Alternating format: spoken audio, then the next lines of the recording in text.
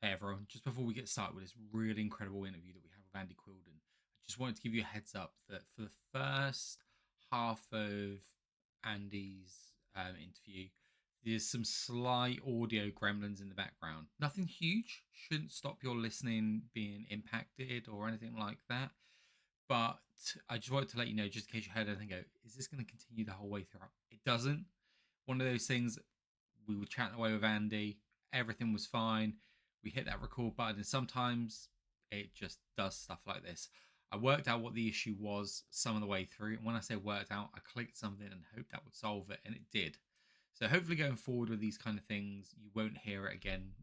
But here on Andy's, yeah, it is there for about the first third to half of the interview. Nothing too bad, but just thought I'd give you the heads up in case you were like, what is that strange noise I can hear in the background? We're really happy to get this interview in the books of Andy as well. It's been one that we've been planning since nearly the beginning of the show. We're 77-ish episodes in now. And to get this time with Andy was been great, especially over the Christmas period. So we thank Andy for his time and hope you enjoy the show. Welcome everyone to This Is a Revolution, your weekly RevPro podcast here on Cromwell Wrestling with myself, Mr. George, and my good friend, Mr. Dave the Mark. Dave. Morning, my friend. How are you? I'm good. How are you doing?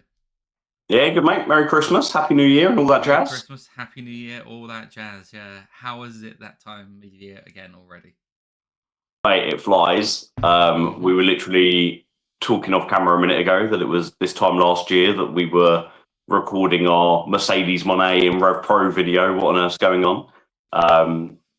So yeah, seems highly fitting that we're going to start 2026 with a guest.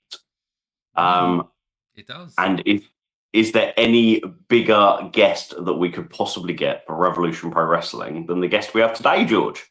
I don't think so. I think we're peaked. I think the podcast is done after today. Like all of that. Like this is it. This is the end. No, it's not. It's not. But yeah, we have guest Dave. Dave, I'll let you do the introduction, my friend, because it's always me doing the introduction. I'll let you do the introduction. Well, I always say meet your heroes. So today we get to have a special guest, the biggest hero of mine, because the man who has brought professional wrestling to the absolute forefront of my life and a lot of other people's life in the UK, Mr. Andy Quildan. Hello. I always say flattery will get you everywhere, and that was a very lovely introduction. So thanks very much for that. Happy New Year, mate. First off, how are you? Oh, very good, thanks. Yeah, not really had the time to. I said I was like last week, obviously being in Christmas mode was fantastic, but didn't get a chance to be in Christmas mode for long because obviously back to reality on Sunday live in Southampton, and then the thoughts automatically shift to this Sunday live in London, whereas in contrast to last year. I made the decision to take the whole of January off because I decided I needed a little bit of a break, and partly down to the fact that the first Sunday of the month was unavailable in 229, which was I guess a precursor of things to come. But then so this year, I found myself like from that, I need a rest, I need to get back to it, and now we're straight back to it. So we had a show on Sunday, we've got shows the next 3 Sundays in a row, so very little time to breathe, but realistically it's the way I like it. So all good, looking forward to the new year, and just excited as always, and it's always a good thing to be excited, because that's when good stuff happens. Yeah. Interesting that you say it being how you like it, because I've always wondered to myself, in an ideal world where money is no object and professional wrestling is not, kind of what's paying the mortgage and keeping clothes on the kids' back and things like that, would you run every single week? Yeah, but I would. But I wouldn't be doing every single task that I do right now. So I think that's a big difference, and that's kind of the hardest thing for me with RevPro, is the fact that we make no bones about the fact we're very much a DIY professional wrestling promotion. Everything we do has to be done in a sustainable manner, which is a blessing and a curse, in the sense that it's meant that we're still here when so many people, across the course of our existence, we've seen so many different wrestling promotions come and go, and we've absolutely stood the test of time because of the way we've gone about doing things sustainably. From the outside, people may look at it and say, "You need to do this, you should be doing that," etc., etc. It's very easy to kind of look at an ideal situation, but we aren't in an ideal situation, so we do what we can do to make it work. So yeah, I think that's the big difference. Would be, yes, I would be just as busy. You'd see an increase in volume of shows, size of the shows, but there'd be other people doing all the tasks that I do, not because I want to do them, but because I have to do them. Like, in my ideal world, I would just be talking to people like yourselves, promoting stuff verbally, and I would be doing, I would just be concentrating on my matchmaking, and putting together the matches that we want to see, and I guess directing some badass hype packages in the lead up to each event as well. Focus on the little bits of attention to detail. That's what I would like to do in an ideal world, and just say, this is my vision. Make it happen. and but yeah, it is what it is. We do what we have to do. Yeah. I suppose it's the part of being kind of almost like a victim of your own success, in the sense that you've said it before about being somewhere in between. You're too big to be small. You're too small to be big. You are, from when people look at it from the outside in, they see Wembley Arena, they see the Copper Box, they see the amazing lineage of champions, and turn on WWE and turn on AEW and turn on New Japan, and you see Revolution Pro Wrestling's fingerprints over all of those companies. But then you're also running weekly shows from, effectively everything coming through yourself, from running the RevPro shop to running organising the events to getting all the equipment to the shows to literally all of the finest details. It's that sustainability that's so important that I think so many people, they don't see that. They just see the beautifully polished product that comes out to them, and then make assumptions of what level that must be, not really realizing the scale of the operation. Yeah, I think that's true. And look, I don't begrudge anyone having those opinions, because I take it as that people look at us on that level.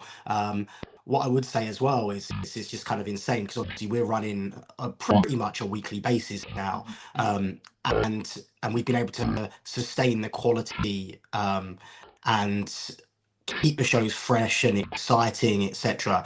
And one of the biggest compliments I take is when people are looking at our shows, they're judging each and every show as if it is a quote unquote premium live event, right? They're not looking at it like it's because when you look at episodes of TV for wrestling promotions, they get forgiven a lot more. And I think the standard that we're held to is that of premium live events on a weekly basis, and look, that's what we want to be. That's in our slogan. It's our motto: pro wrestling at its best. We wouldn't want it any other way. But I just think sometimes we need to take a step back and appreciate exactly what we're doing, and the level we're doing it at. But like I say, like, I take it as a compliment, more than anything. But I do want to obviously communicate to people without going like, "Hey guys, take it easy on us," because I want to be judged on that level. I want to be judged against the highest principles. But like, I do want to make people aware that it is, for, I'd say, 80% of what happens is me, right? And because I want them to appreciate what we could do with a bigger budget, what we could do with investment.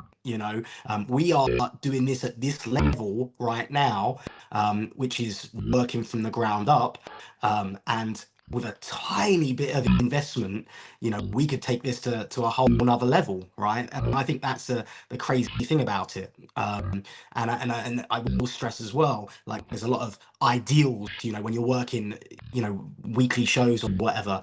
And I see it's very interesting when you look at feedback from the shows, because there's some people who they're like, well, they're not looking at the fact that we're running week in, week out, right? You can look at the way other people do it, but if you look at the way other independents in the UK operate, it's very easy. If you want to build something and you're just doing one show and then 4 to 6 weeks later another show, it becomes very easy to put all your focus in that one show. So what we're learning and we're evolving and we're improving, as you've seen over the last 12, 18 months, and you're seeing the ways that we are trying to bridge the gap between shows, the storytelling, the recaps, the backstage comments, the wrap-ups, everything that we're doing to try and help people follow those stories, keep the interest going, and while still maintaining that same principle that we had at the very beginning of this, which is you can come if you want to come to a RevPro show in any of our venues. You can come having never seen a RevPro show before, and you can enjoy the show that you're watching. Right. However, if you decide to follow RevPro, if it's so, for example, if you're in Southampton and you go to every single Southampton show, you'll be able to get a deeper understanding and meaning and enjoyment of the matches, even though it still works as a standalone. Or if you're a madman like Dave and you go to everything and you consume everything, you can get an even deeper understanding, because what we're doing is layered, and it's and you get rewarded for your investment, or at least that's the goal that we set out to do. Because I do everything as a wrestling fan first and foremost, and I guess I'm an old romantic when it comes to wrestling, but I remember the good old days when you used to have storylines which would take place across a space of time, and you'd get a payoff at the end of a storyline, and you'd be rewarded for your investment. And I think it's very hard in 2025 going into 2026, because people want that instant gratification now. But you have to remain patient. You have to stay the course, and anyone that does will know that we've got a track record of delivering over a period of time. And that's one of the most rewarding things about it as well, especially an example I'll give you, and I'm going off on a tangent here, but this is what I do, right? An example I'll give you would be, for example, Shah Samuel's story this year, which look, it's still ongoing right now, but one of the peaks of the story was obviously Shah Samuels becoming the undisputed British heavyweight champion at the anniversary show. And I saw all the feedback, going into it. Right, I saw all the feedback. Shah saw all the feedback. Everyone saw all the feedback, and like you could look at it and go, "Am I making a mistake?" But then, what about that moment? What about that moment we created at the anniversary show? And the match with Ricky Knight Jr. was fantastic, and that's what wrestling's all about. It's about moments. And if you look at you could be like, oh, well, I think the championship should have been on the line in the Leon Slater versus Michael Oku match. You still got the Leon Slater versus Michael Oku match. It's still delivered in spades, and it was still just a huge, huge match and a huge occasion. But by elevating Shah Samuels and Ricky Knight Jr. to that main event position, we added more depth to the show, we added more depth to our roster, and now Shah Samuels, if you look at Shah Samuels, he's probably had one of the best career rejuvenations that I've ever kind of proceeded over, I guess, since starting RevPro. Because if you look at Shah Samuels, where Shah Samuels was at the start of the year to the way he ended the year, I think it's quite fantastic. And then Shah Samuels is a real player now. He's a real main event top guy. And I think I take great pride in that. And I take great pride in looking at where we started the year to where we end the year, and the positions of people in the roster, has their stock risen? And you look at Nino Bryant, you look at Joe Lando's, Danny Black's, Jay Joshua's, Connor Mills. Look at the way they've elevated during that time, with there still being steam in our, the people who, what at that level before that, so they're not losing anything either. It's not like someone has to take a step down for someone else to take a step up. We're all taking steps up. And as a result of that, the depth increases, the quality of the shows increases, the investment in the stories increases. And we find ourselves in this situation right now where we're kind of blessed and just excited to, bring the next crop of talent through.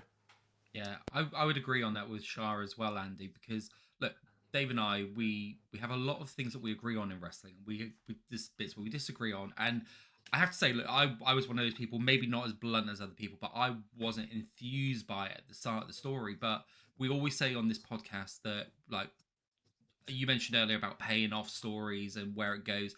Trust the process is a thing we say a lot here. So even if there's something that goes, it doesn't make sense to me right now. We wait for it to conclude to see what happens, to take it in as a whole rather than just a week. And I've actually come out of it and I said that Shah's title win and run, one of the best things I've seen this year, because the guy is clearly great at what he does, and he's given something really monumental to bite into, to draw that emotion. And I think that's when I've enjoyed Shah at his best, is when he does have something emotional to trigger into. We saw it last year with the David Francisco match, which really made me go, wow, that's really grabbed me. And I think this run has been great for him. And right up to the end with that match in Cardiff and the way he was able to draw that emotion out of people, yeah, I wasn't going into it that enthused, but actually the result of what he and Ricky drew out at the anniversary show right the way through to where we are now, I think has been great. And what you have to remember as well is Shah's a veteran of the game. And as much as people love to see exciting young talent break through into that main event scene, we need people like Shah Samuels to guide the way. And that's the reason why British wrestling is in such a good state right now. When I first started, my generation was essentially teaching each other, making mistakes along the way and trying to figure it out. Whereas Shah Samuels, he's been in that class and he's able to help people learn, and he's able to help elevate other people's games. Like in my day, when we were doing our, even like you look at RevPro, we'd have to bring in your Matt Seidel's, your AJ Styles, to help teach those lessons, and not even teach them lessons, but it's just like when you're in the ring with those guys, you can't help but get better, because they say iron sharpens iron. And I think we're just very fortunate to be in a position whereby there's someone like Shah Samuels who's still here. He's in fantastic shape. He's made a lot of mistakes in his career, and he's learnt from those mistakes, and he's able to teach others to not make the same mistakes. So I think that element of it, as well as producing great matches, great moments, great stories, and compelling stories, that element of it can't be overlooked either. And I think that's a big part of the bigger picture that sometimes people don't see. When you're developing talent, you need people to help develop that talent. So it works in so many different ways. But look, I'm absolutely thrilled with the way everything came across, from that contenders tournament to the Revolution Rumble, to the story with Ricky, to the whole championship reign as well. And I saw, again, you look at Shah Samuels versus Jay Joshua. Why is that happening in Leon when there's a show in Cardiff? It's just watch it, let it play out, right? And again, like I understand why you would be a cynic, because I've seen the biggest wrestling company in the world tell people, that let it play out, and it never plays out. So I understand why people are cynics, but our track record speaks for itself. And look, not always. I'm not sitting there going with the best at this. It doesn't always come off the way you want to, right? But if you were to ask me the reasoning why, there's probably reasons, and if you want to get some context, there's probably reasons. But as with all life, nothing's perfect, and we make mistakes all the time. But the important thing is we learn from those mistakes. And I say it time and time again, Like often when young wrestlers are coming out on shows, um, you could put a safer pair of hands, if you will, in that situation, and you could have a guaranteed good match on the card, which is going to service you today. But what are you going to do tomorrow? Right. So sometimes you have to sacrifice. Sometimes you have to know that this might not go the way that we think it's going to go or we would like it to go. But the lessons coming out of this are going to be way more valuable than someone who we know is going to have a good match just going out and having a good match, right? And I think as well that then feeds the hunger in other people who may be getting, say, complacent because they see these young guys getting the opportunities and they're saying, I don't want them to take my spot, you know? And it's so, like I say, it's like it is all a process. And it is all something that we are trying to manage on a daily basis. But there are reasons for everything. And then, like I say, if you invest, we will do everything we can to reward that investment. You've also got like a whole variety of fans with different tastes that you're trying to kind of service at the same time.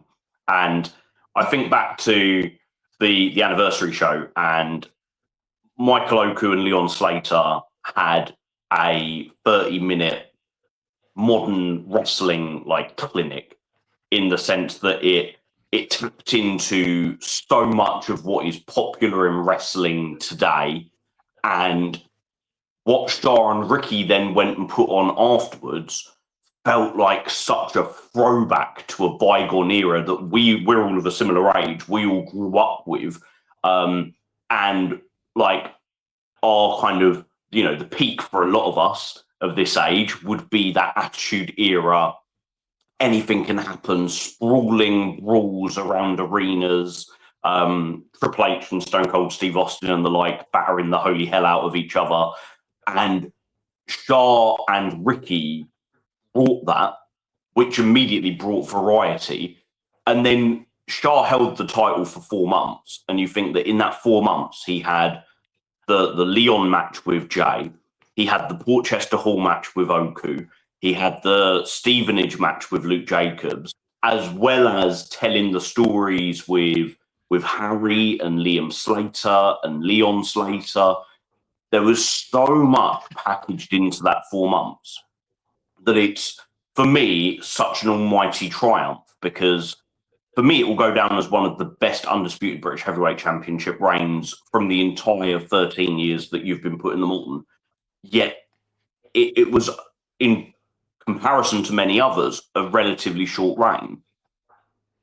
Yeah, well, no, again, it's about quality over quantity, I guess, in terms of like, not every reign has to be a super long reign. And there can be varying reasons for that. We always talk about the weight of the undisputed British Heavyweight Championship. It's very real, but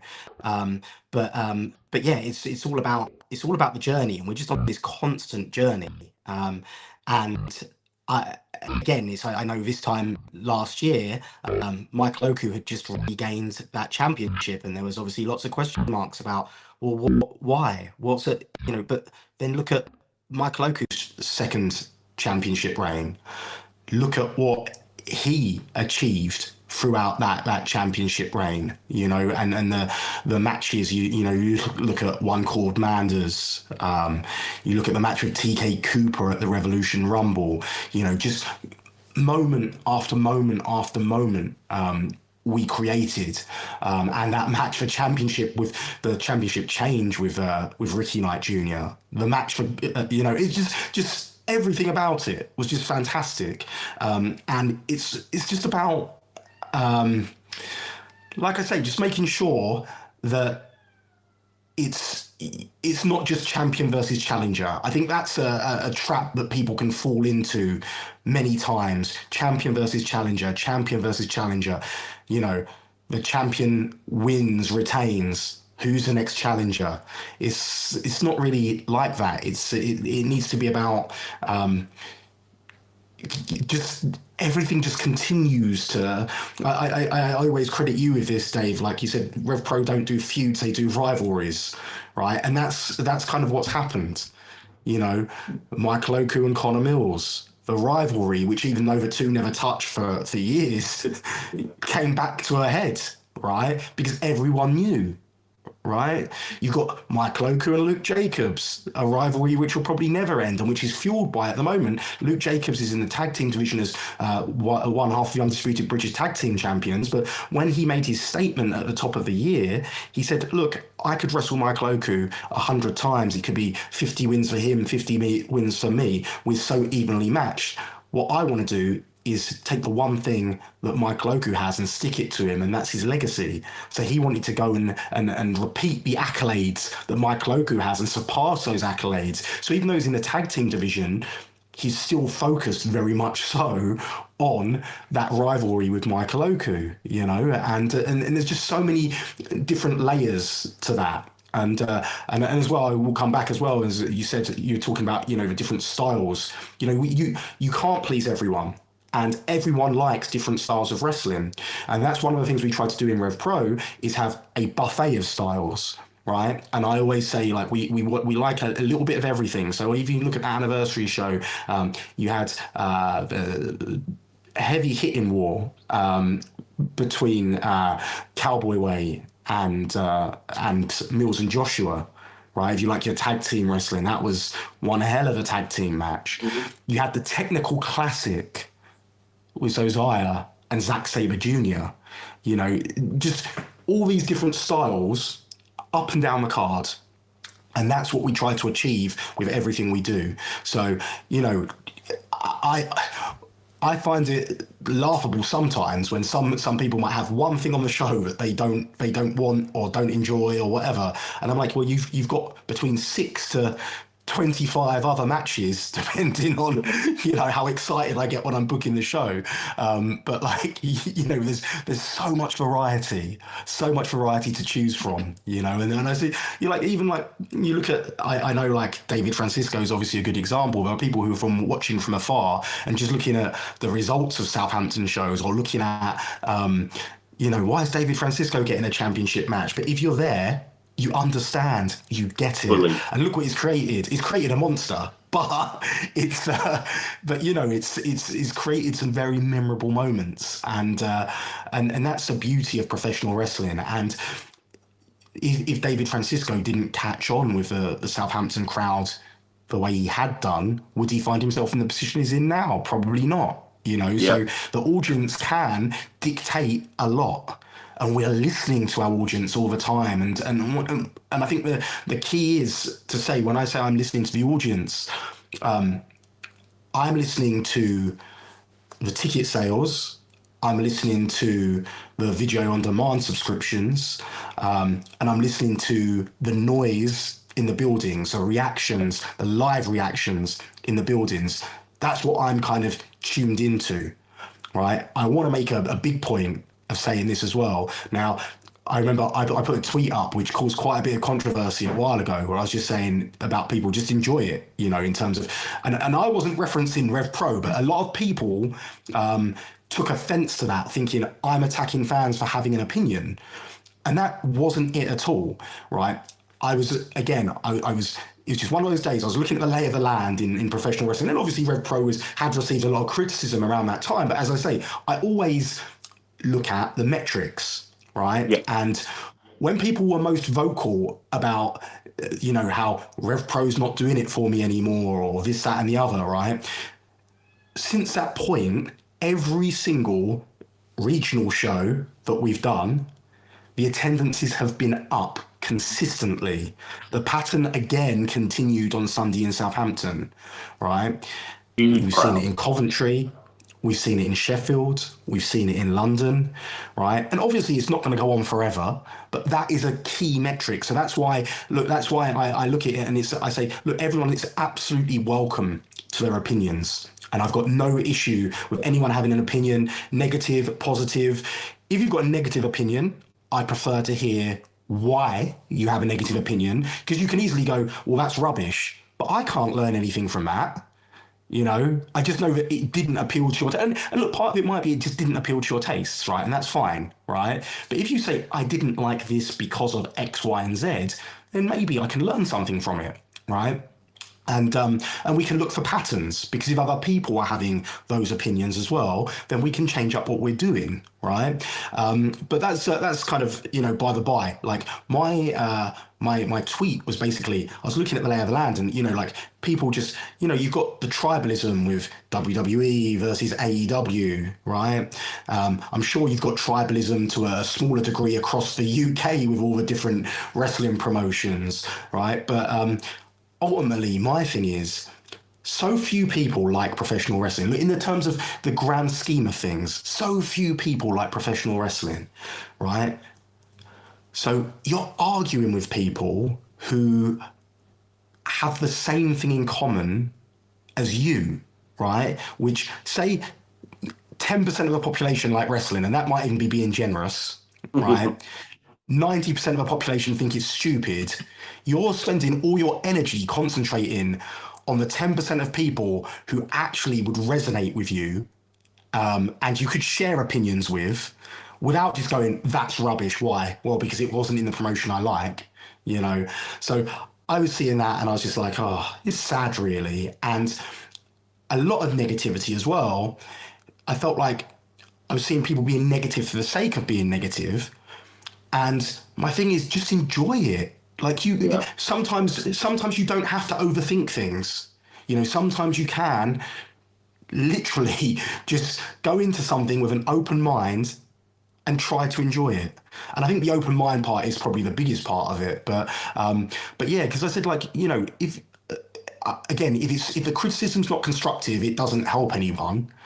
And if all you're doing is going into stuff with a negative mindset, it doesn't help you either, right? And I don't know if anyone's ever been in that situation, right? But I have. I've surrounded myself with negativity a lot, right? And I always say you're the average of the 5 people you spend the most time with, right? So as I've got older, I've tried to surround myself with more positive people. I've tried to surround myself with, people who are going to motivate me, right? I don't want to find myself in that negative headspace.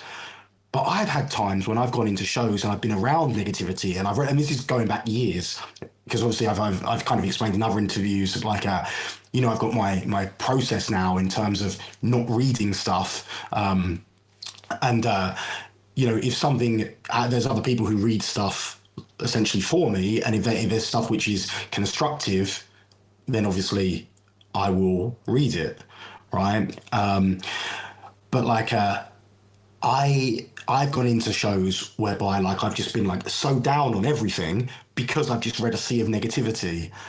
And then I've got into the show and the show's happened and I've been around motivated people, excited people. I've heard the crowd and I walk away from it buzzing.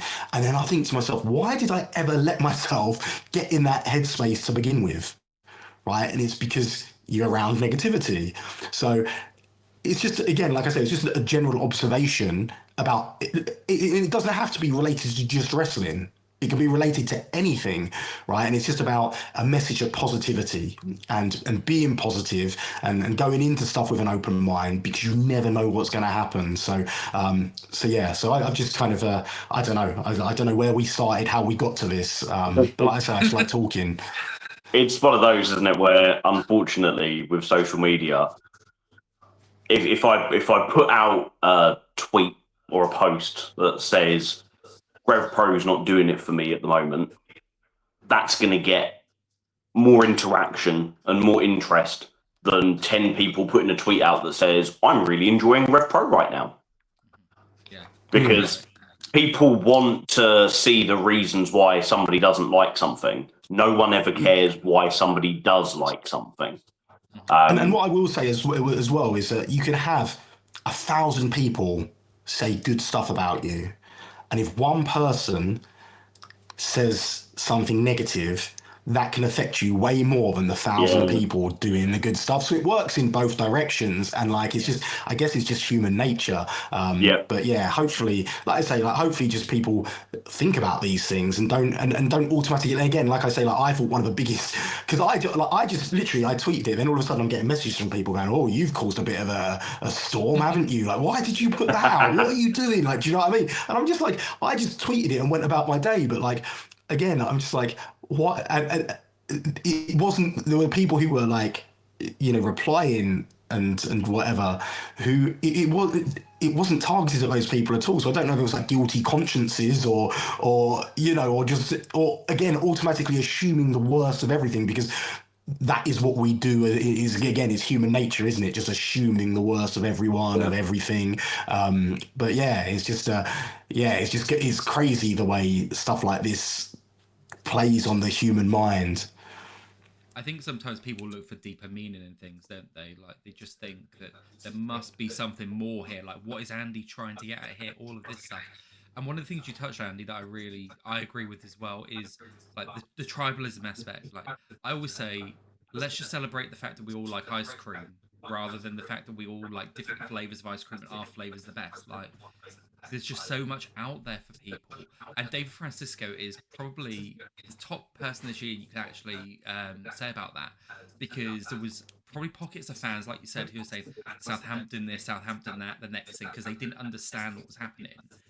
We do an award show each year, and without giving away the results, I asked for the best Southampton match, and that is neck and neck with another match for the best match because of the moment that happened throughout that match.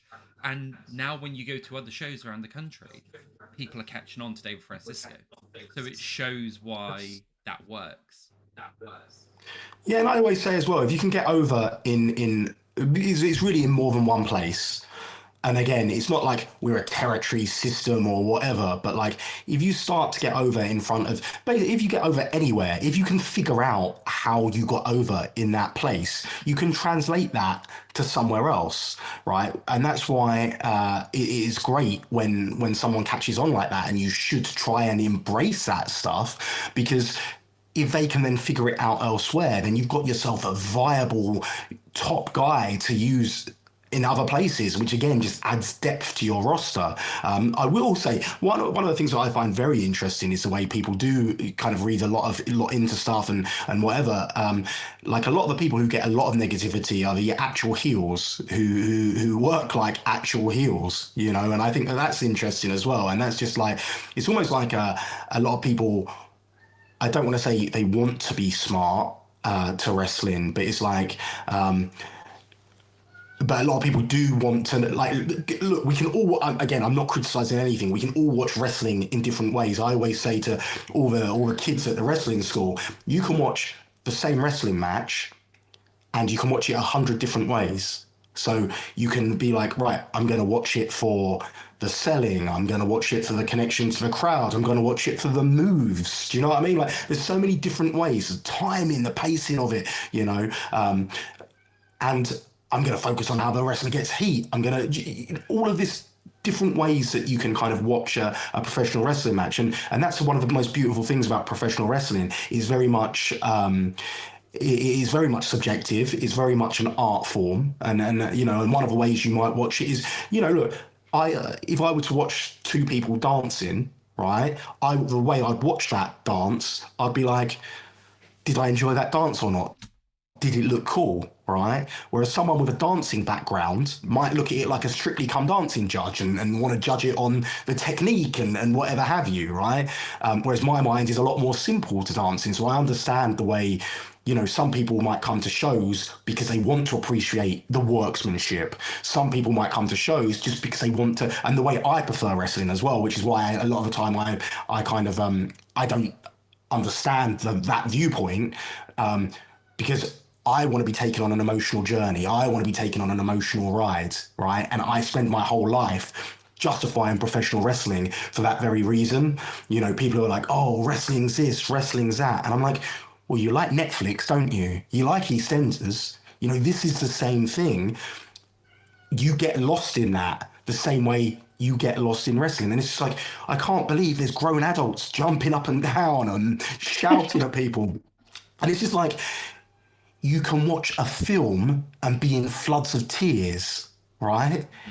A film which has had hundreds of takes, which has got filters over the top of it, you know, which has got a beautiful score underneath it, and you know it's not real, right? Yet you can't understand professional wrestling. Do you know what I mean? Right. So I very much watch wrestling for my to be taken on that journey, that emotional journey, which is kind of ironic because WWE's found itself on Netflix and is seemingly doing the complete opposite of that kind of emotionally driven journey. You kind of the beauty about Netflix and when you watch those series is when you get to the end of the episode and you really need to go to bed, but you've got that decision to make. You've been left on that cliffhanger. Do you watch the next one? And it's like, yeah, and you keep watching until Netflix gives you the message of shame. Are you still watching? Yes, I am.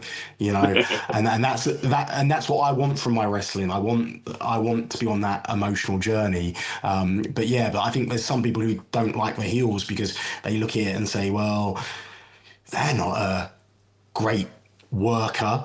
When the reality is, if that eliciting that reaction from you, they are doing a good job of making you dislike them. There's nothing wrong with actually having an actual dislike for a professional wrestler on the show.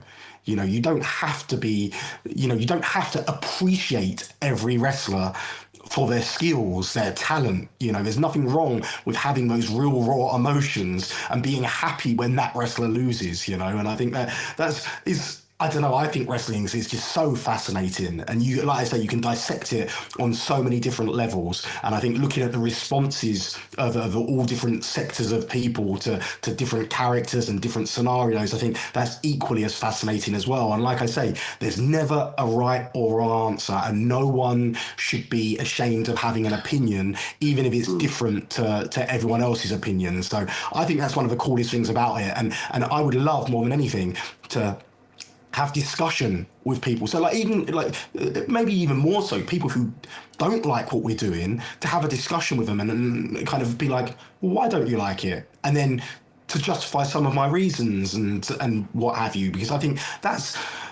it's just a fascinating part of wrestling. And that's a reason why one of the biggest businesses within professional wrestling is the podcast business, and again, there's people who take it to extremes, who just have bad takes because, as you say, the negativity breeds interest, but people want to listen to people discuss, and they enjoy listening to people discuss, and I think that's one of the great things about pro wrestling. So like I say, no one should ever be ashamed about having an opinion, positive or negative, but be prepared to discuss it. That's what I say, and think, why didn't you like it, or why did you like it? And then that's where, to me, that's another whole area of fun, that discussion around pro wrestling, because of just the different ways of seeing.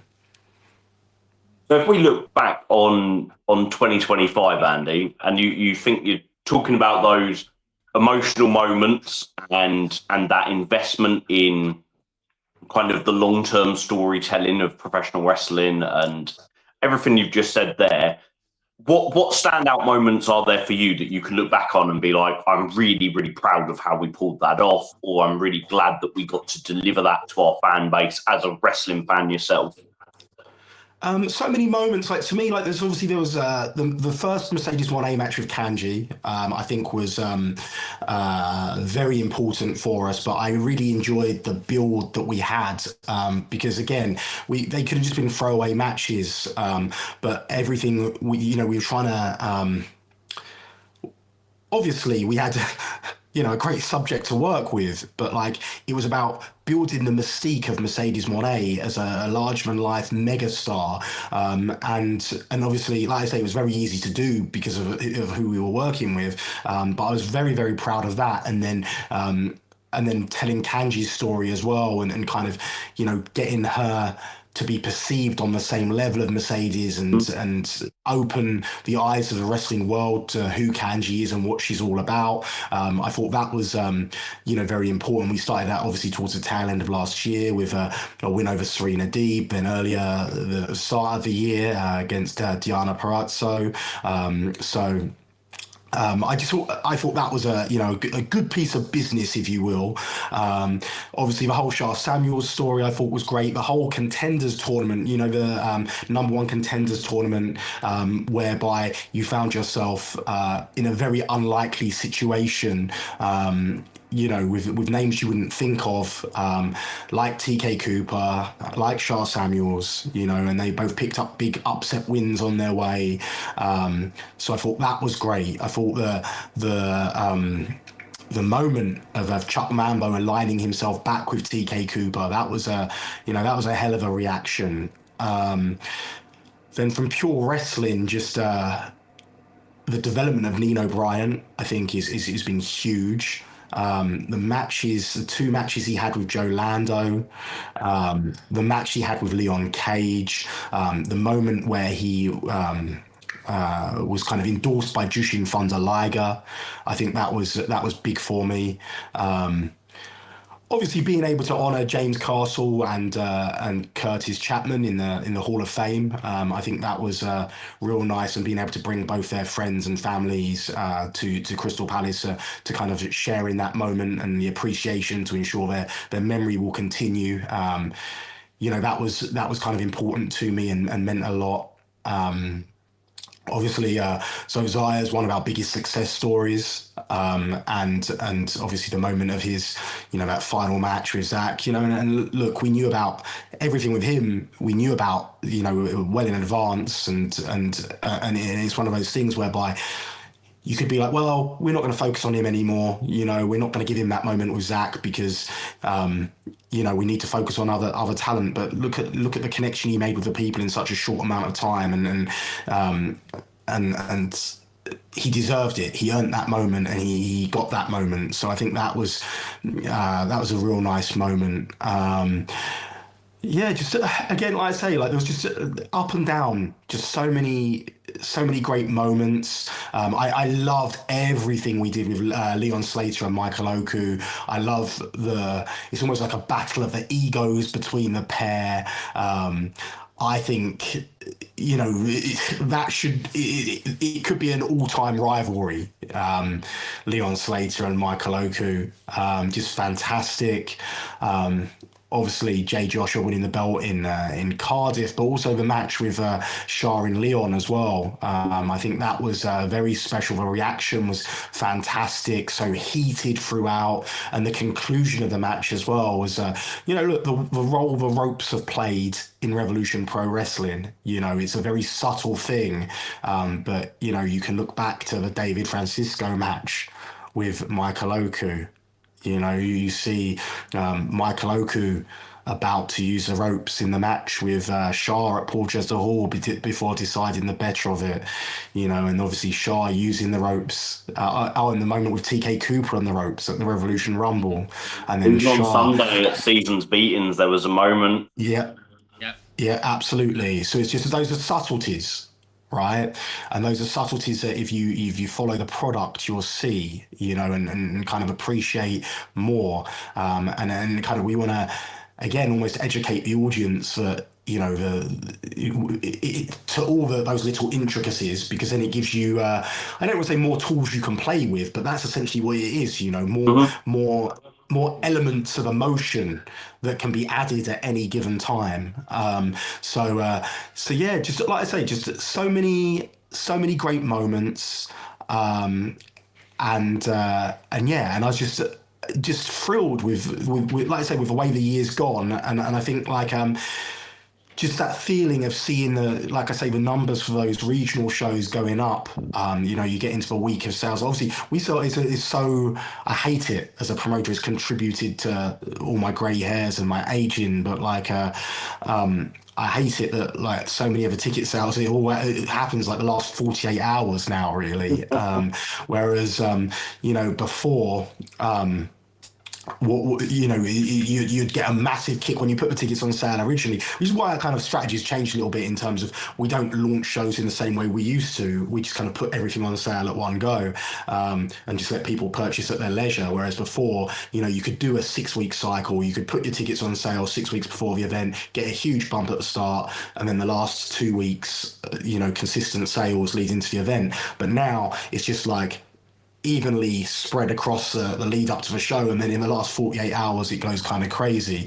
But even that's starting to improve a little bit, with people starting to purchase tickets a little bit further in advance. So that's the reward, and that's what feels good, seeing that happen, and knowing that your investment is paying off, basically. So yeah, I think that's a big positive coming out of the year.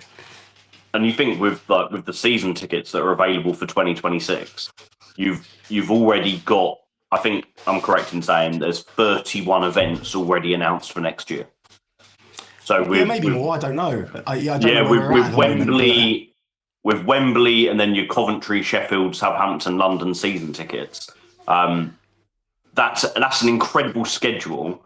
Before we even think about any additional shows at places like Wolverhampton's Hangar, York Hall, Doncaster Dome, places such as this, Stevenage and the like. Are you looking forward to 2026? Are you looking forward to? You've mentioned of the idea of a what should we call it? A super show further up north. This earlier on in 2026. Are there other markets that you're looking to explore? Or is it a case of solidifying the ones that are already being utilised? Yeah, so like there's shows. So I think Coventry and Sheffield, we've added. I don't know if we had 6 shows in Sheffield this year or just 5, but like we've added shows, Coventry and Sheffield, to get them to 6 shows a year. Obviously, Southampton 6 is still on 6. I think when you look at it, there's arguments for these venues to start moving towards a more monthly model. If we can keep sustaining the growth.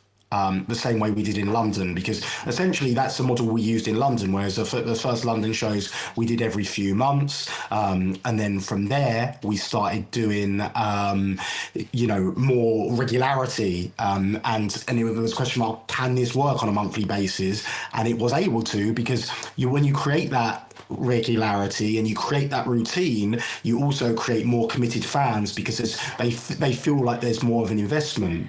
And I think there's more of an investment in stories right now across the year, because we're doing more shows, right? So and people can see that everything is of consequence. So it's all well and good me sitting here going like, this is of consequence, but now people are actually seeing that. So look, I think there's an argument that if we are able to be consistent across this year, to add shows to those venues next year, or when I say this year, I'm talking about 2026, looking into 2027. But then look, I think you'll see us going back to Cardiff a few times next year. Obviously, you mentioned the others, Doncaster Dome, Wolverhampton. We'll be going back there, and I just, like I say, like I genuinely feel that that's the way to growth. That's again sustainable growth, but. Do we want to go further afield? Do we want to test new markets? Absolutely. Are we going to do something very stupid in May? Absolutely. Right. We'll see what happens with all of that stuff. But unless you try things out, you never know. So the idea is you trial it. If it doesn't work, you just move on. If it works, you then try to replicate it and do it again and try and move on. Right. So that's kind of where we're at. And hopefully opportunities will come our way, because that's, rather than it being me all the time going out and finding those opportunities, hopefully opportunities will come to us, and we're more than ready to take advantage of any of those opportunities that come our way. I think we're more ready than we've ever been, from every level, more ready than we've ever been, and that's again, like we started at the start of this, talking about the sustainability aspect of it, and that's just a product of that mindset, which has got us in this situation where we are so ready right now, and I hope that shows in all of our shows. You say about opportunities coming your way and that readiness. I suppose proof of that is the European shows that took place last year, and the investment that you spoke about in terms of being able to take out your own production to those events so that you've got full control of the footage and things like that. And we saw that with, the fact that the Lyon show was live streamed, that it came up on, the HD version was up on demand like really soon afterwards, and that's something that is kind of proof in the pudding there, isn't there? That there's opportunities arose and opportunities were taken advantage of. Yeah, and that was another thing. Obviously, with the growth of RevPro OnDemand has been great this year, and it's something that we hope we can continue to grow. We obviously added it to more platforms this year, so now it's on Roku and Amazon Fire Stick as well, or Fire TV or whatever it's called. But as well as obviously the iOS app and the Android app, and obviously you can access it on the web via RevPro OnDemand, and obviously you can Chromecast it as well. So the growth of RevPro OnDemand is something we've tried to focus on. Another one of those things in terms of bridging the gap for people who can't make every show, and making that Leon show a big part of RevPro story. We felt we had to stream it live, and we had to do everything we could to stream it live because we don't want shows just to be throwaway shows. We can easily go and just do an exhibition, you know. And I felt like I didn't like the shows we did in Berlin this year. Like, I liked the Rev Pro aspect, I liked our matches, but I didn't like the shows we did because I just thought that they were just, we had like, so when I say the Rev Pro aspect, I liked, obviously we were able to continue the Great British Tag League. There were some great matches on there,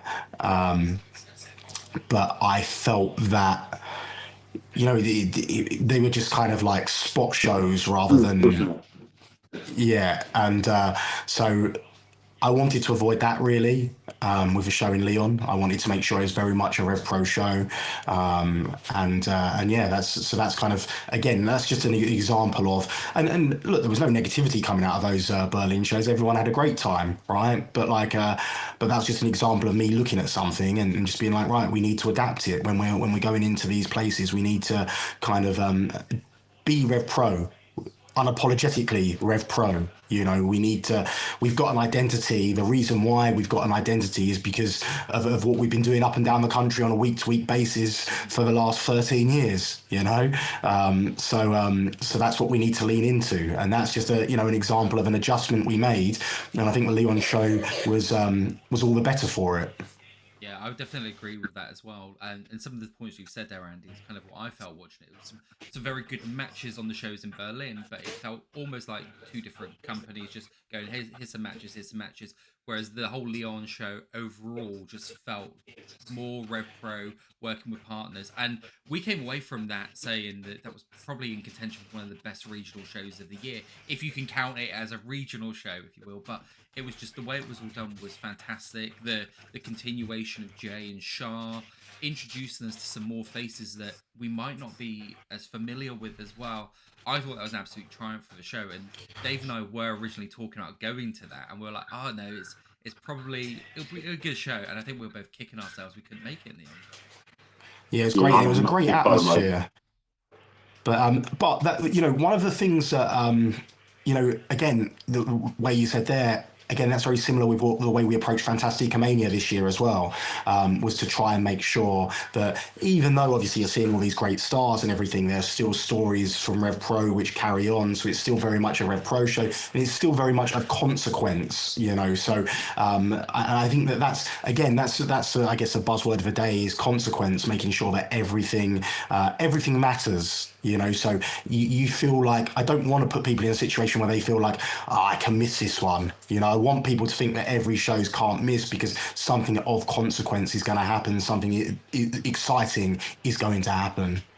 Yeah, and that's one of the things I struggle with TV wrestling a lot of the time, is that they don't leave you on that hook, like we were saying earlier, that you want some consequence to happen. What is going to make me tune in next week? And one of the things I want to ask you actually, Andy, was the thing that I've noticed with the way RevPro has been this year, especially, is that there does seem to be that element now where we're getting a lot of the stories in the regional shows as well. So there's an argument that you've not just got the people that come in from the live crowd experience anymore, but you've got people who are going to tune in every week, almost like a traditional wrestling show. So how does that change your process, and how you cater to those people that come into Southampton for seasons meetings that are there for maybe 1 or 6 shows a year, compared to someone who might not make it to many shows but will watch everything on demand? Sorry, can you sorry, can you repeat that? Sorry, Yeah. I was being spoken to. No. I was just wondering what the process, how that changes for you when you're actually thinking of how to put everything together, because you've got those people that might come to 1 or 6 shows in Southampton, and then you've got those people who are watching worldwide who might sit and watch everything. So you've got to balance the TV wrestling aspect, if you will, with the live event aspect. And how different has that been for you this year? So that's always a constant struggle. And the live event experience is always a constant struggle. And I think that, a huge amount of time is spent on, looking at, and again, it's something which I've learned with experience as well, but a huge amount of time is looking at even stuff like the match order. What works, what doesn't work, and making sure that there aren't matches similar to each other back to back. So we're always thinking about the live show experience first and foremost. But again, it's always about trying to find the right balance. So, you say about, like the TV style, week to week, you've seen a lot of angles. I think, there was a little period coming towards the end of this year where, really since we moved into Porchester Hall, where the shows are being a bit like the Wild West, right? Where there was obviously the Jay Joshua and Connor Mills attacking Charles Samuels and Michael Oku. There was a Leon Slater. There was a Harry Turn. There was that Sheffield show which just ended in carnage, and it was all like the Wild West. But what I found is, so obviously that type of stuff is great for the on-demand, the audience watching at home. But I think it's just as exciting for the audience watching live, because it gives you that sense and feeling of unpredictability. And I think that's great. And obviously, you do have to be careful in terms of you don't want to, I think. So I'm not afraid of a disqualification. I'm not afraid of a count out. I'm not afraid of a draw. I'm not afraid of, a dodgy finish, whatever, because I look at it all as kind of tools, right? In terms of thinking about the bigger picture, thinking about the longer story, but you need to make sure that it's all done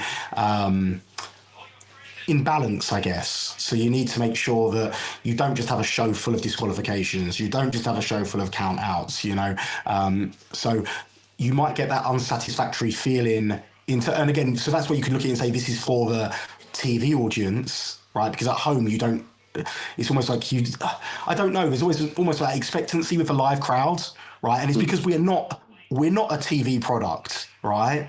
We are a live show product, right? So we're trying to serve both masters, but it's just making sure that if the audience do find that sense of frustration in something, or that they equally get rewarded later on, right? So you might get a heavy storyline based match, but then you're going to get a technical classic or a high flying classic or a hard hitting classic, So it's about finding the balance. So really, it's no different and I guess because I've gone into it with a mentality, as we spoke about earlier, with wrestling being a buffet of styles and trying to deliver as many different styles as possible. Because I've gone into it with that mindset already, it makes that job a lot easier, because that's essentially what you're doing. It's just another way of balancing the card, finding something for everyone. It's interesting when you say like you're not a TV product; it's a live show product. And but when we look at the schedule that you have, you've got it is episodic wrestling. When you think about what you watch when you tune into AEW, when you tune into WWE, and you've got combinations of wrestling matches and promos and backstage segments, you've introduced that more this year with the backstage reactions.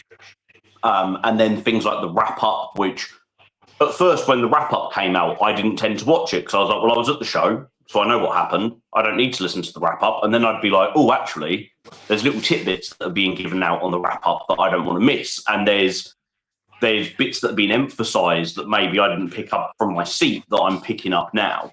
But through the reactions, especially, you are bringing together all the things needed for a TV product and developing the wrestlers so that they've got all of the skills needed, so that when you get the likes of Leon Slater, who is now seen on TV as much as he is seen on, in places like Portchester Hall.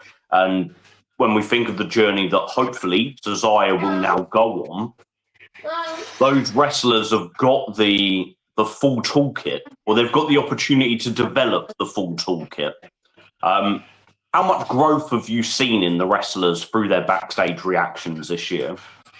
Well, I think it's huge. I think all you've got to do is go and look back at the first set of backstage reactions that we did, and then look at the backstage reactions now, and you can see just how much more comfortable they are. I think, again, British wrestling is just notorious for the mindset of that will do and trying to get away with the least, and I think a lot of wrestlers didn't understand that the backstage comments were so important to their development, the development of our stories, etc. And they had to put themselves outside their comfort zone. And like I say, if you look at I find the backstage comments now, they're sometimes very compelling viewing. And I just think everyone's up in their game, and it's meant that when we've got those comments as well, we're able to then use it to kind of help create video packages, which hopefully in a minute 30 or less, we're able to communicate what's going on to the audience. Something have been added this year as well is a previously on RevPro. Again, just another element to try and let people know in as few seconds as possible, this is what's going on, so they don't feel lost about what's happening on the show if they haven't been following it regularly. And again, the previously on RevPro will often have little hints about this is kind of important. So yeah, I guess in answer, just everyone's game has improved massively. It's a very important part of the game. And again, it's not just about getting them ready as well, it's about getting us ready also. So we want to be in a position that if we ever get an opportunity, we're going to smash it out the park. And we've had to do it by gradually introducing this stuff. And as I'm sure you'll see when the backstage comments come out at Southampton, we didn't have Andy, our normal guy, doing the backstage comments. We had to have a bit of a makeshift backstage comments on Sunday, but we made sure we got them done because it's important not to get out of the habit of doing it, right? But I feel that, like I say, it's like getting us ready as well, and we've always wanted. Again, I think one of the good things about us is we've always, when we think about ourselves, it's really a sports-based presentation. I know we've heard that before, but it really is a sports-based presentation. And I think that, if we ever did find ourselves on TV or running a weekly show, like a proper, be it an online show or a TV show, I think you would really see us lean into that kind of sports broadcasting, but like doing it in a way that meshes with professional wrestling. I think I've got so many ideas. I can't tell you how many times I've kind of thought about it and how we present stuff differently to what you're seeing on the, on the main TV shows that you see from around the world. That I genuinely believe we'd be able to produce a compelling product and a product which is very different to anything which is on the market at the moment. But at the same time as being very different, it's still very much professional wrestling, and I think that's the most important thing about it. Not to forget what we are. We're not a drama. We're not a football match. We're not a boxing match. We are professional wrestling. And I think that we need to take. I always say, like, you look at the success UFC had, and UFC took elements of boxing and it took elements of professional wrestling and it added their own twist. Right, and I look at that as a benchmark because look at the business they were able to craft themselves by using best practice from other genres. And so when I look at professional wrestling, I look at that, I look at all live sport, And like I say, I look at my TV dramas, I look at my Netflix, I look at the soap operas, and I feel like if you can combine all of that stuff, you can, and get the best elements of it all, then you can really be onto something. So yeah, it's about getting us ready, and yeah, and the byproduct of it is that everyone who's taking part in this process is getting themselves ready for, even when they find themselves on a bigger stage. And look, the end game, hopefully, we hope that bigger stage can be us one day. And it's not something that happen overnight. It's not something that's going to happen next year. Where we could, like, one phone call could change everything. Yep. But we're in a position where we're able to pivot and move. So we could, someone's like, oh, we need you to produce this. We're ready to go. We know what we're doing, right? Yeah, I do hope long term, but one day, people can look at RevPro as a viable option for full-time employment, as a viable, not as a competitor for anyone else, but just as a viable option for somewhere to work, so you don't have to work the second job. So the passion for so many can become a profession, and that's why we're putting all this work in now to try and line that up and kind of get ourselves ready for that position. I think the thing that I love most about hearing all that, Andy, as well, is the first indie event I ever went to was 1PW, A Cruel Twist of Fate, 20 years ago. And I went because I was sold on AJ Styles, Christopher Daniels, all of those people. My first RevPro event was 10 years ago, and I was sold on Bret Hart at the Guildhall, John Morrison, all those people. What you're doing now, and it's happening a lot across the Brit Rest scene, is that it's the UK-based talent that is the name now, with the international talent bolstering that up and being an attraction rather than needing to be the other way around. I just think that's such Yeah. a cool place we're in now. Well, it's just a testament of the talent of our roster right now, but also the fact that we had to adapt. We had to adapt because, when look, AEW is absolutely fantastic, but when you look at between AEW, between WWE, and all the people they've got under contract, and a lot of people they've got under contract will be a reaction to AEW. You look at New Japan, Pro Wrestling Noah, all these promotions which are using talent and contracting talent, etc.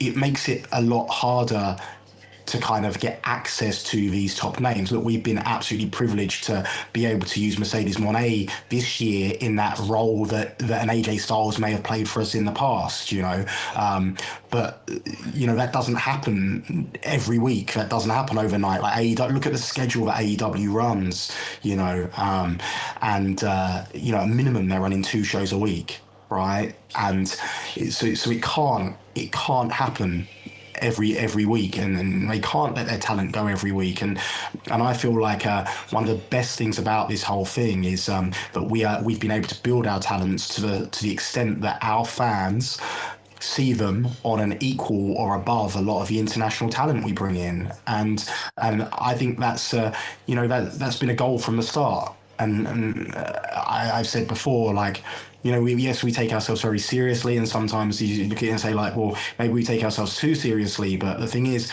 if we don't take ourselves seriously, then how can we expect other people to take us seriously? I think we're guilty in the past. If you look at past relationships with other promotions, to have taken the knee, so to speak, and been the secondary promotion in that deal, because the mindset was just getting it across the line.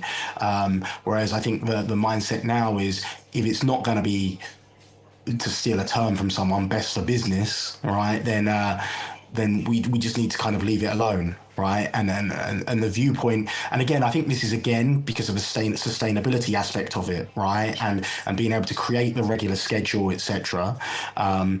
Because I think before we were so reliant on those big names to come in and help draw the house for the 4, 5, 6 big shows we do a year. Whereas now it's more consistent. So we might not be drawing, 1,000 people on a weekly basis, but to be able to get a few hundred people with our core roster and do it multiple times across the year, that's created a lot more longevity and sustainability, which has then led to us being able to put more investment in our UK guys, which has then in turn led to their growth and led to the audience resonating more with them, and so the process continues, right? So it's 100%. taken a while to get there, but that's kind of where we're at. And I think from speaking to people as well, what that then does is when you then get those big matches come in with an international talent, like for instance, the one that grabbed me was Yamashita and Kanji. I don't live anywhere near Coventry, but that almost bought me a ticket because I was like, oh, I need to get there. And I think that is getting people moving around the country, coming to see shows that maybe are a bit further afield to where they were and where they're based normally. And I think that, again, a testament to the work that's gone into the roster. Yeah, I agree. And look, and again, the big thing is you can look at it and you can be like Leon Slater versus Michael Oku is a legitimate dream match, right? I feel like Michael Oku and Connor Mills, we can say the same thing about. You know, there's a lot of other matches along those lines, which are special, and they're special because we've deliberately kept wrestlers apart from each other.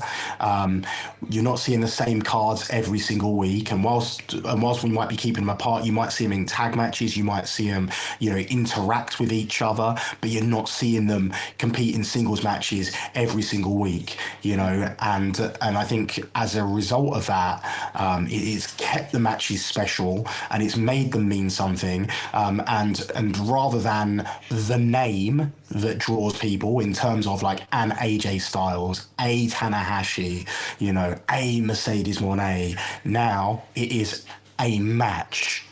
It's Oku versus Mills. We need to see it again. It's Oku versus Slater.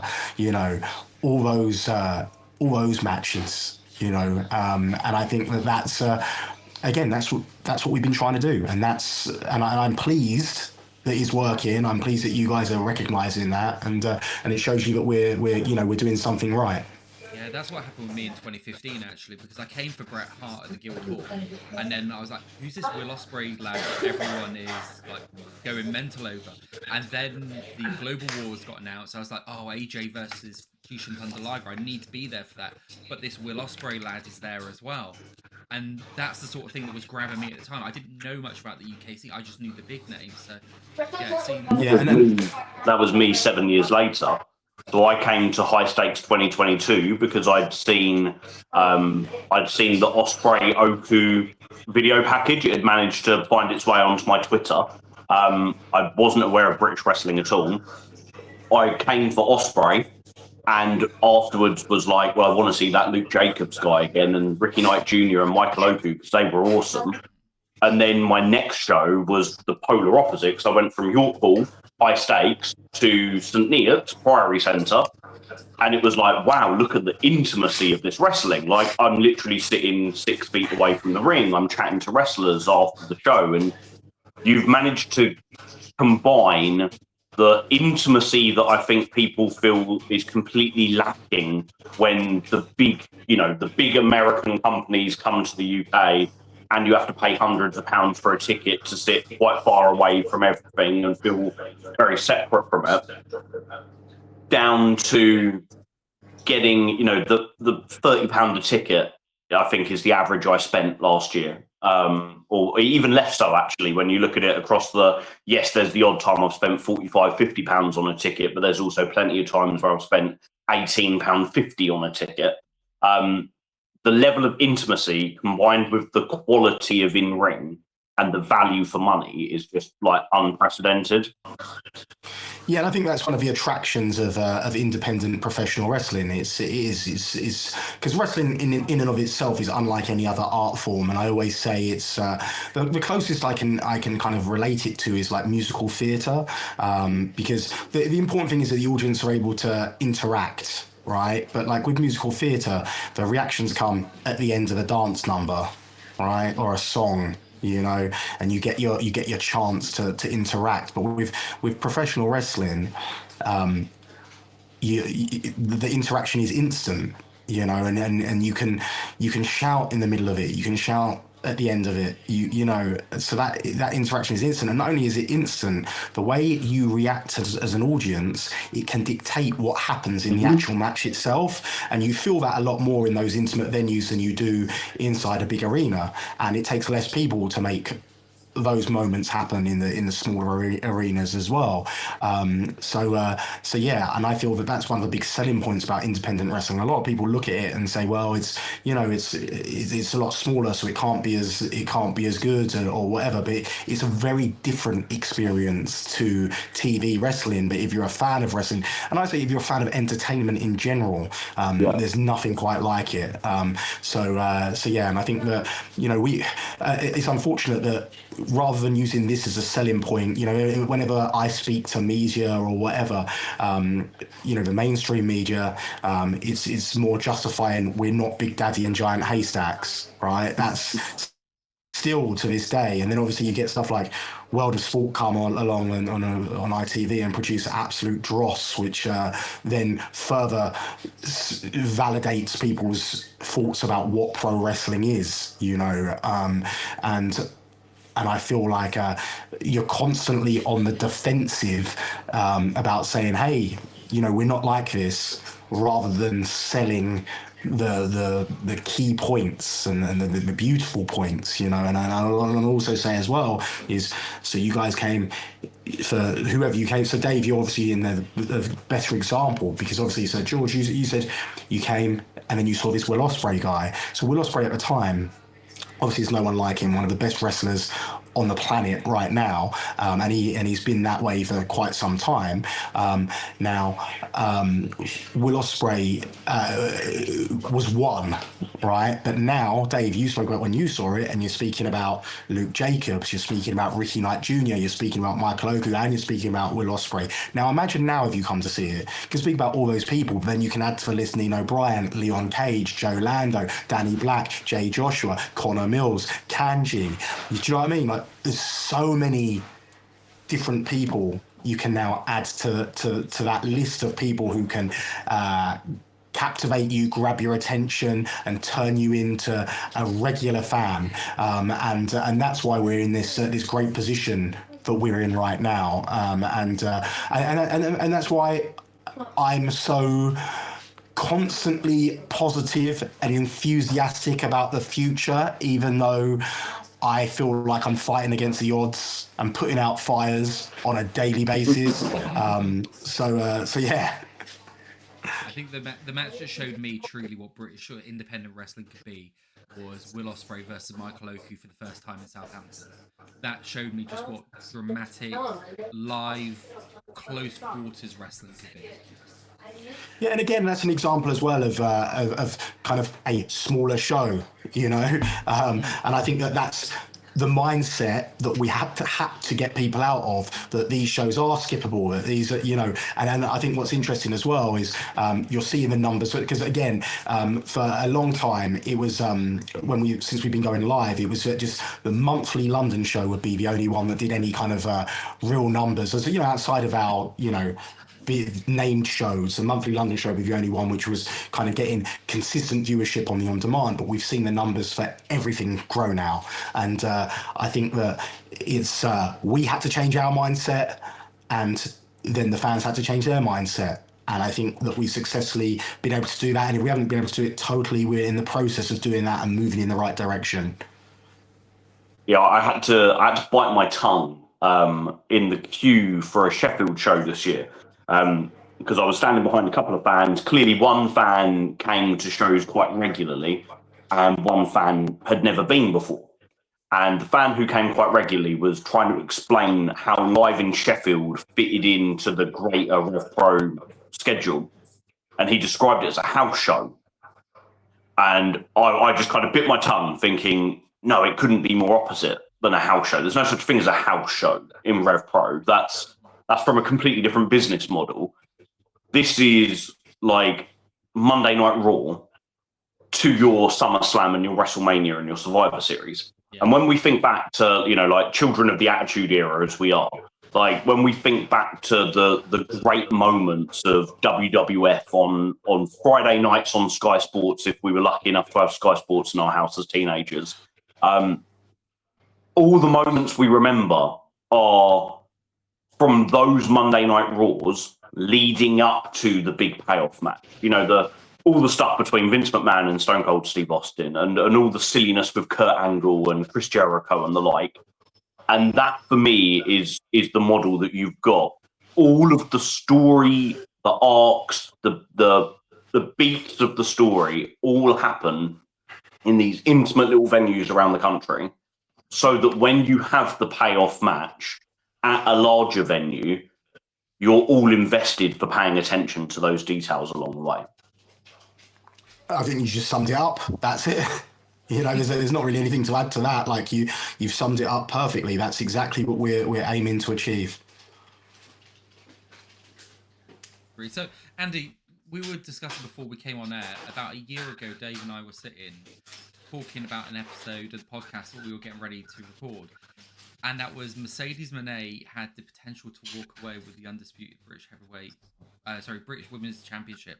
From your side, how did that all come around, and how was that feeling with knowing that such a huge name in wrestling, a former WrestleMania main eventer, could become the face of your company?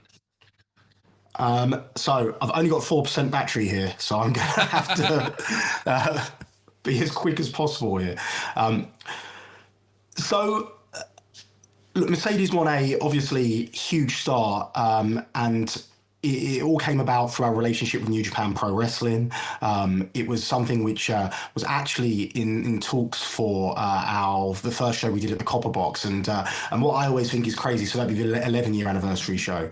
And what I think is absolutely crazy is the fact that when I booked the Copper Box Arena, and obviously I'd kind of made the inquiry about it, I'd had in mind maybe we could do something, but I'd also had York Hall booked for that same weekend. Obviously, wanting to take advantage of the AEW fans in London. And then when it looked like we had Mercedes, it gave me the confidence to book the Copper Box. And obviously we had to move things along before we could finalize the deals and whatever have you. And I remember, like, but I was kind of confident that it would kind of come off. And I remember she got injured, right? And the weekend, so it was like we were trying to tie up the deal. And I remember, like, that weekend, I was like, can I, like, send a deposit or sign a contract, whatever we need to do to kind of get this appearance confirmed. And her agent had messaged me back saying, well, we're just going to get this. It was a New Japan Strong weekend. We're going to get this weekend out of the way, and then we'll speak next week, and we'll get it finalised next week. So by this point, Copper Box was already on sale, and whatever have you. And then she got injured, and then it was like, it turned into, well, hopefully she'll be okay by then, but they've got to wait for the swelling to go down before they can, like, it was all just, before they can find the full extent of the injury or whatever have you, and obviously it didn't work out. So I was kind of devastated, gutted, didn't think anything, like, I just thought, because I always feel like these are kind of situations, it's almost like once in a lifetime, like when you get the opportunity, you've got to go for it, try and make it happen, etc. And then obviously then she signed with AEW, and I thought it was even less likely anything's going to happen now, because obviously she's very, very busy. And then again, via New Japan, they reached out again about potentially doing what we've done.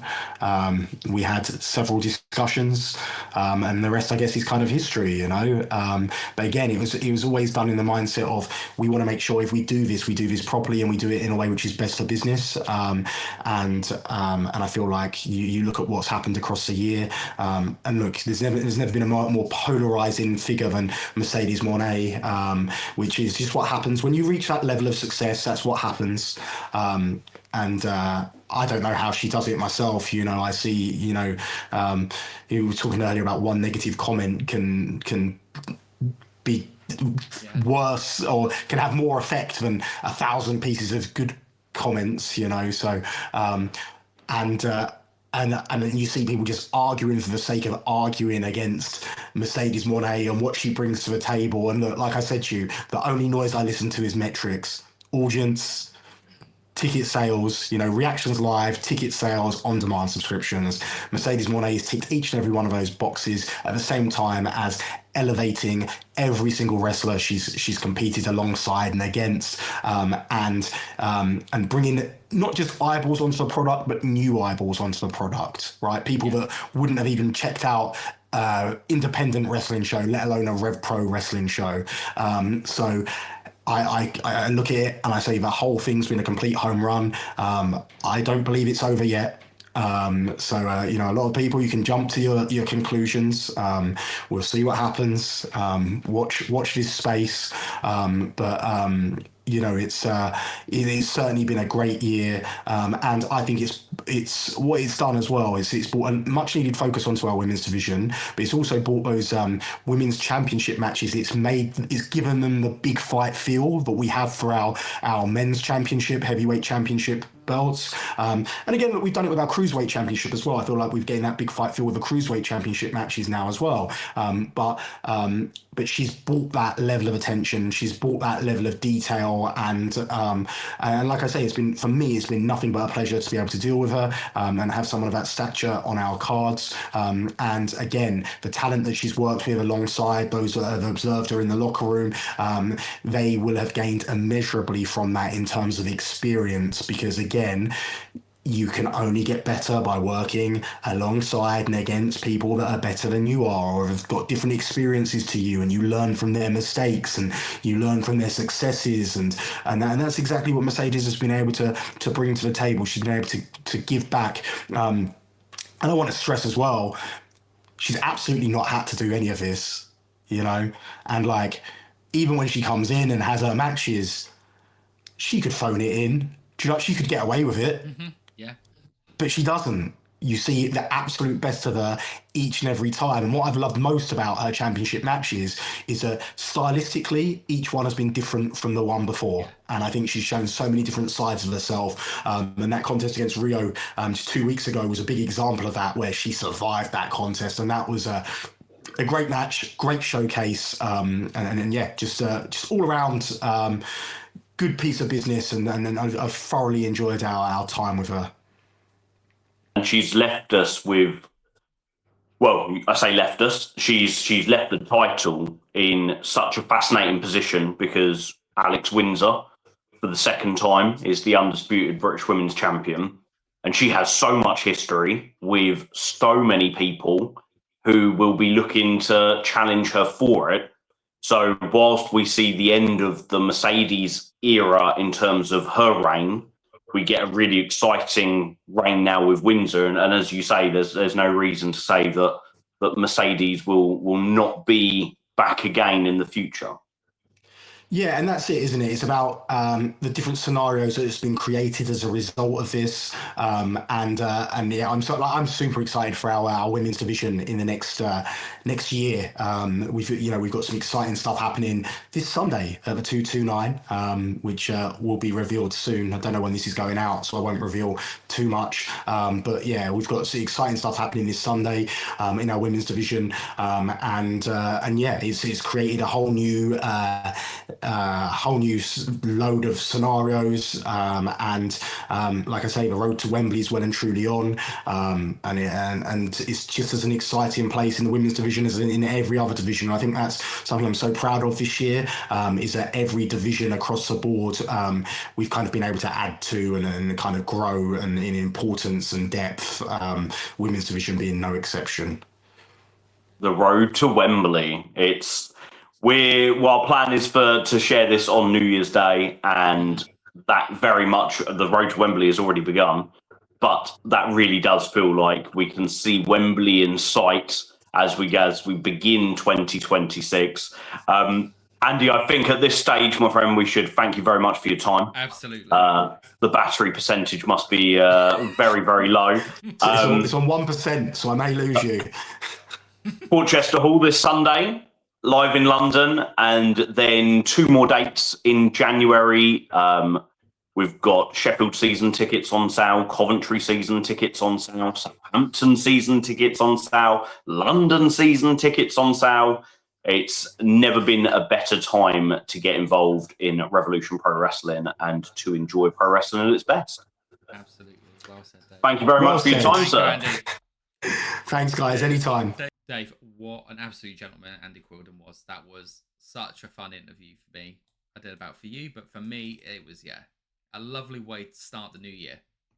Yeah, I love listening to Andy talk about wrestling because he is a fan before anything else. Mm-hmm. And, obviously I've got a whole kind of thing about being the RevPro mark, right? Which again, all stemmed from the fact that I didn't want to put my surname on social media because I'm a teacher and I didn't want to be easily found by the kids, which is completely redundant now because they're the ones that basically fuel my TikTok page and sing Phoebe predictions to me down the corridor. And literally, I'll hear the Mark on Tour, vlog 27, as I'm walking into a classroom. But like Andy's love of wrestling, his vision of wrestling, what he believes wrestling, what he wants Revolution Pro Wrestling to be, is exactly my views of wrestling. It's why me and Rev Pro have stuck, because I've dipped in and out of wrestling all my life. I'm in the longest, most sustained period of watching wrestling I've had in my 38 years currently.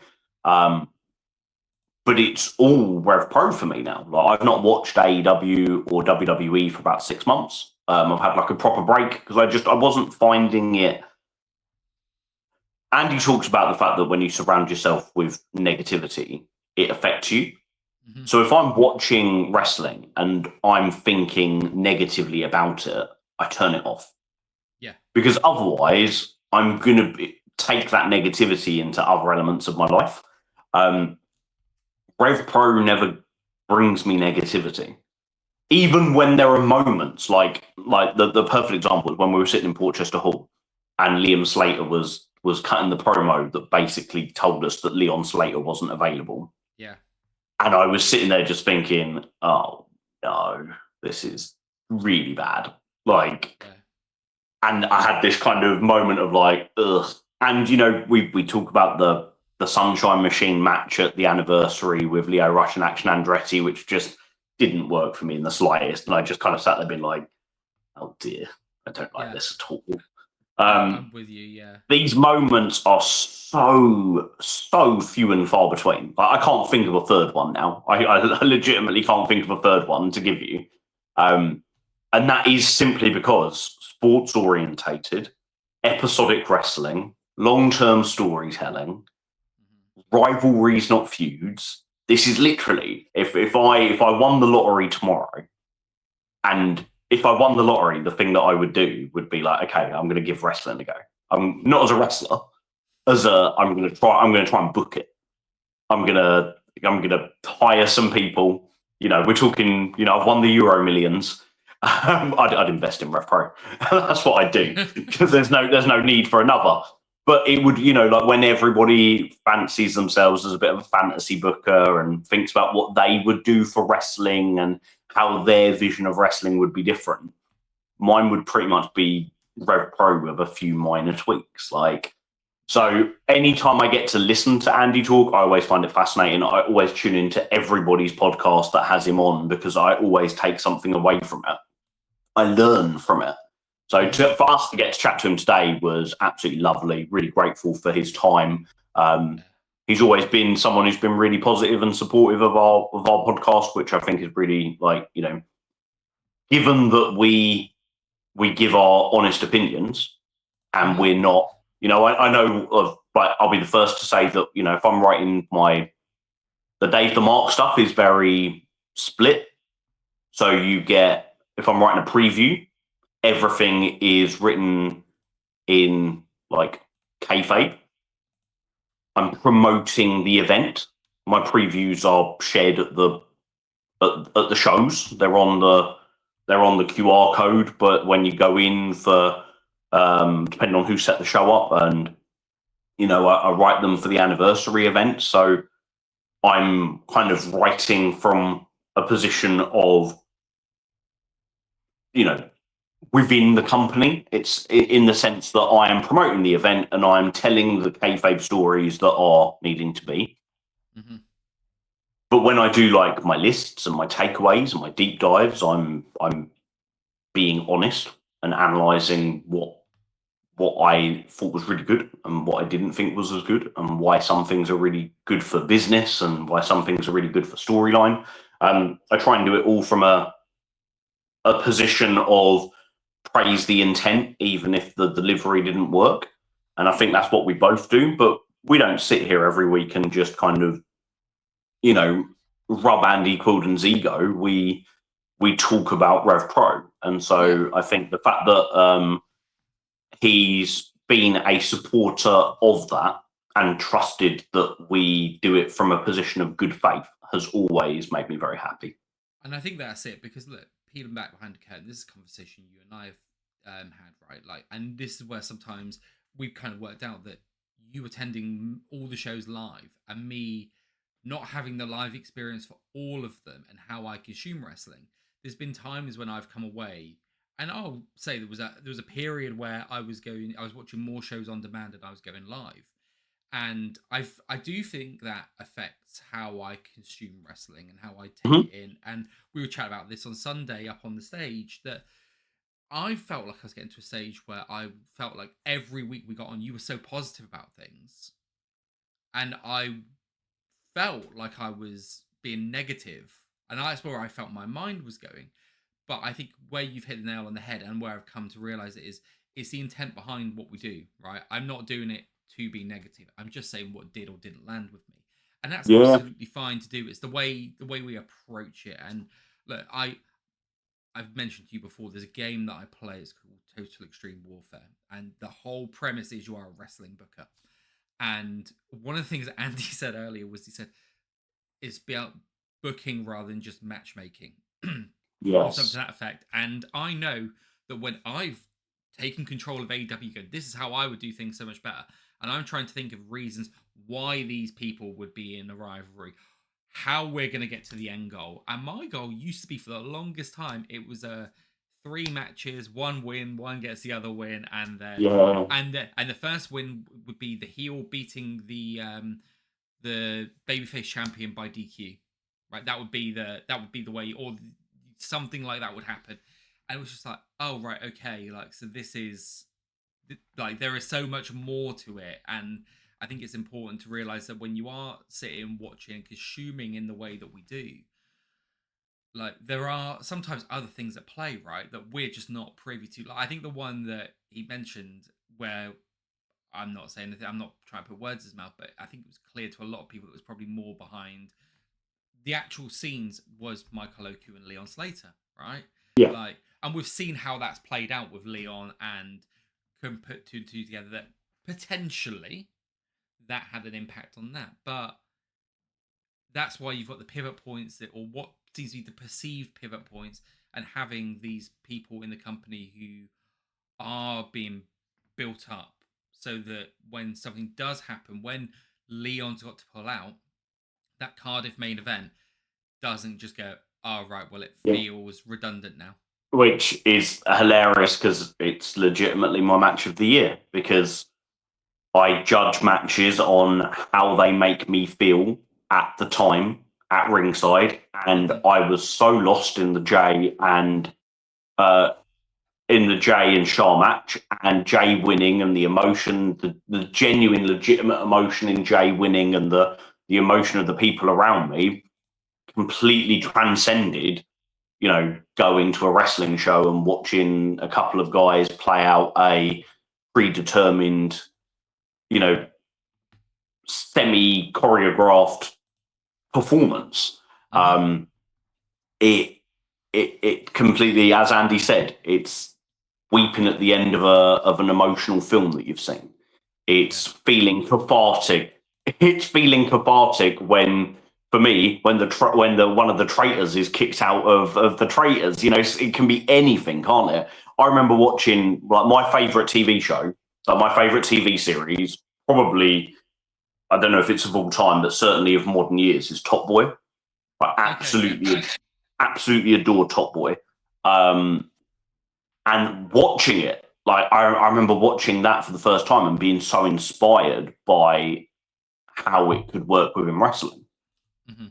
How a stable is effectively a gang, and then within a gang you've got the top boy, and then you've got the ones that are trusted around them to give advice, and then you've got the kind of the pawns, especially in a heel faction, and effectively the gangs would always be heel factions. So you've then got the runners who can go out and be disposable.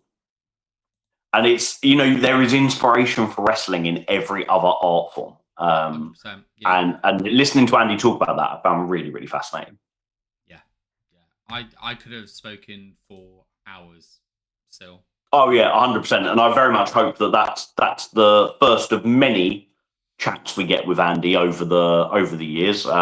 We've had a couple kind of, especially in the build up to big events in the past, where we've come very close to scheduling it, but we're all very busy people, Absolutely, yeah. We've got real lives and jobs and kids, and look at the odd structure of our podcasts in the month of December, where I've had to be like, oh mate, I can't do this one. Phoebe's got a performance at school I've got to go and see, and I can't do that night because I've got a thing at school that I've got to do. And you had a couple of people in your team off work and we're having to stay late and get stuff done. It's just, yeah. I mean, life. And the other thing, I'm just looking back. So I'm just on YouTube at the moment, just looking at what episode number this is. So this could be episode number 77 of the podcast anyway, which I love that. When we started this, but I'm just looking back and we got our 10 matches of the year, which is where we started last year with. I'm just looking at what we've looked at. We had our 10 international based women we wanted to be in RevPro. We had an interview, which we've seen some of. Yeah, exactly. Yeah, that was the first thing. I mean, on that list, what we've had 1, 2, 3 over here. One of the ones we had on that list, Hyan has recently been AEW as well. She is all elite. Absolutely love that. Amazing stuff. And you know what? That was one of the things I wanted to touch on. I didn't. Is just that, like, watching these shows, who goes on to the big leagues, if you will. Like, that's why the independent's so important. But we started the year off with an interview with Dave Bradshaw, interviewed one called Manders again, had an interview with Golden Boy Santos, and lots of other stuff in between, talking about Mercedes Mone being at RevPro. Like, it's been a year that I don't think we could have having outlets like Fightful quote our interviews. In fact, there's one which makes me laugh immensely, because there is one out there from a reputable source, I won't name them, but they took a quote that I said on our podcast and referred to me as the RevPro owner and booker, which made me laugh immensely, because I was like, hold on, I said that. Andy didn't say that. That was me. Right. But they didn't call me Andy, and they didn't say that RevPro was owned by a fella called Dave. But it was the thing that I said about Mercedes being a draw, and a draw in every sense, and it was the Instagram numbers. That's how I knew it was me, because I'm the only one that knows those numbers. Yeah. Because that's why I run it. That's why I run RevPro's Instagram channel, because Andy don't like Instagram, so I do it for him. But it was like things like that. It's been a great year, mate, and I've thoroughly enjoyed our as close to weekly as my schedule allows it to be, and your schedule allows it to be, our Absolutely, weekly chats about RevPro. Look, I love that we've ended the year with a thumbnail that features Shah Samuels and Jay Joshua alongside Mercedes Mone and Ricochet, and we start the year with a thumbnail that is going to have Andy Quildan. Love that. Absolutely love that. It's been a pleasure. Always. The awards show. Happy New Year, bud.